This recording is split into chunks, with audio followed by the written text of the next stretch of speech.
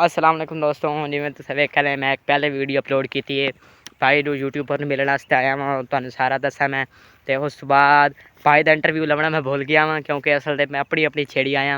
बाकी जनाब कोई इंटरव्यू दे सोचा बिल्कुल जी इंटरव्यू क्यों ना देंगे। जी जनाब, भाई करंट वीडियो बना रहे हो, किवें बना रहे हो, ज़रूरत दस्या ज़रा।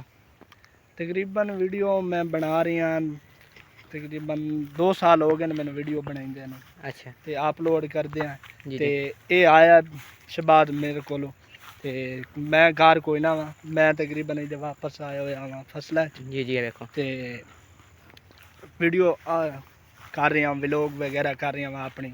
ते ये भाई टिकटॉक करने ते बहुत अच्छी वीडियो बनाइंदे ने ते बहुत अच्छी ऐड करते हैं। ये तकरीबन पहले भी बहुत सारे फैन ने टिकटॉक ते जी मैं यूट्यूब ते काम करदा, मैं टिकटॉक ते माड़ी मोटी वीडियो पैना जी जी ते इस भाई आखे चलो मैनू कॉल की भी मैं जा रही हाँ आ रही हाँ, तो मैं आखे चलो ठीक है, पता चौकी दे टाइम तक आसे उतने तक मैं जाके वीडियो शीडियो अपलोड कर लवां, वीडियो शीडियो बना लवां।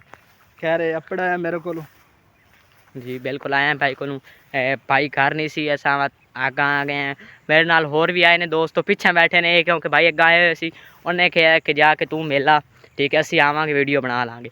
वो बाकी सारे बैठे ने, वो वेख रहे सारे काफ़ी बेली उत्थे बैठे ने। बाकी वेख लो माहौल जमीन वगैरह कमाल कमाल माहौल ने इत्थे दे, तुहानूं पता फिर पिंडा वाली चासी हो रहे हैं। बाकी होर सुनाओ ठीक ठाक हो? बाकी जनाब इंशाल्लाह आगा भी लोग बाकी जनाब की फुल सपोर्ट करनी है, मैंने भी करनी है भाई यूट्यूब पर भी करनी है।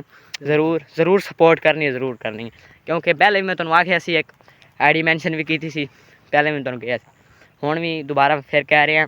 बाकी जनाब इंशाल्लाह यूट्यूब पे फिर हुण मैं आ गया, फुल सपोर्ट करनी है। बाकी खुदा हाफिज़।